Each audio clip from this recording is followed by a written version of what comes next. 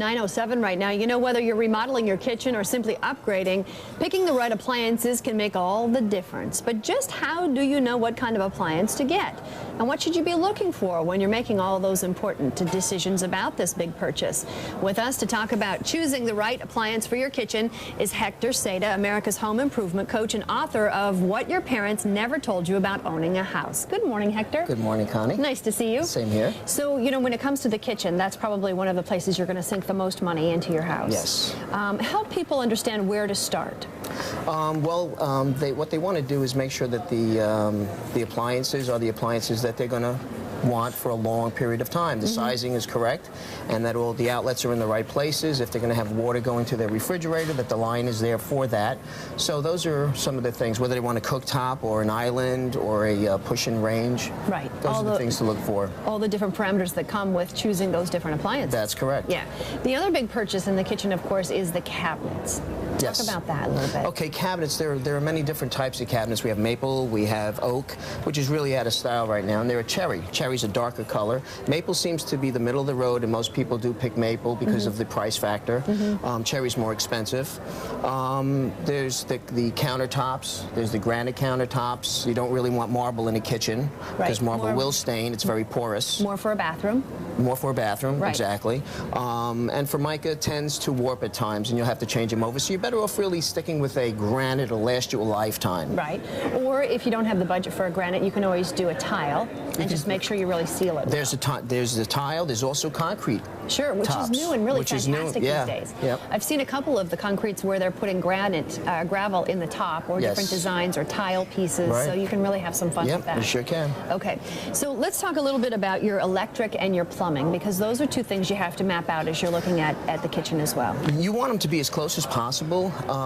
If you have to, plumbers are like doctors. They make a lot of money. So you want to make sure that the plumbing, if you're going to redesign your cabinets, that the plumbing, you know, your sink is going to be as close as possible to where your existing plumbing is. Right.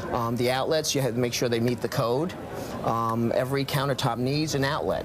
Okay, so if you have a standalone countertop, you have to have an outlet by code there. And they all have to be ground fault interrupted, GFI outlets, where you cannot get electrocuted with them. It's instantaneous, and if something happens, it automatically right there at the outlet, the breaker will snap into place. One of the ways that people can tell, an easy way to tell that, is there should be a plug, and between the plug there should be a little place where there's a button. And it says reset on it. Yes. So if that's popped out, you know that there's a problem with that particular outlet. And it's in red. Right, exactly. And if you're in a kitchen right now that doesn't have that, then it's a good idea to have those swapped out, just as a safety precaution for you. Okay, so now let's talk about picking out the appliances themselves. And one of those things that you'll see on the appliances is SEER, a SEER label. Right. Explain what SEER is. That's an energy efficiency rating. Okay, the higher the number, the more efficient the unit is itself.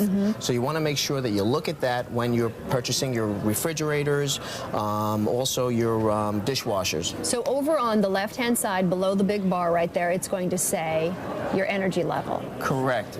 I think that's what it says there. And then over I can barely see that, but yeah, right. And then it'll tell you how much energy you're actually using on the other side. And on those also, they tell you the decibel rates, which has a lot to do with the sound, because you want to know how noisy a dishwasher is going to be. So therefore, you look at that as well. It'll tell you the sound.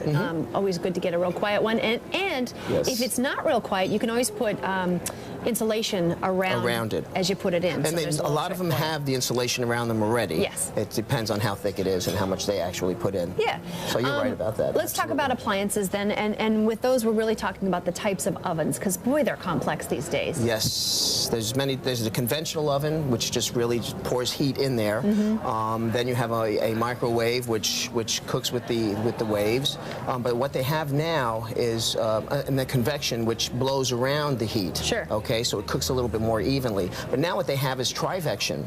So not only do you have the convection factor going on and the conventional heating, but now what they're doing is they put a microwave in there. So they're zapping it in three different ways. They're zapping it three different ways. So you know that food is going to be cooked and it's going to be cooked evenly. Yeah. And that's a very new product that just came out. I think they tout where you can cook like a whole chicken in 7 minutes or something like that. Yeah, it's amazing. It's amazing. What about the difference between electric and gas? I mean, is there one that's clearly better than the other?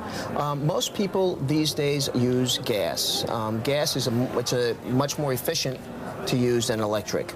Although these days they are changing things around where electric, they are using more efficient electric units. Where it's on quicker, it gets to the temperature faster. That's correct, exactly. But of course with gas, you're getting that true temperature. You can bring it up and down instantly. You can cook faster, hotter. Yes, and they have induction heat cooking now also, which is new. And induction is, actually it's a magnetic way of cooking the food. You can touch the top, you won't get burned. Wow. Yeah, and so it's like a glass top, like an electric stove. It's would be on a electromagnetic. Yeah.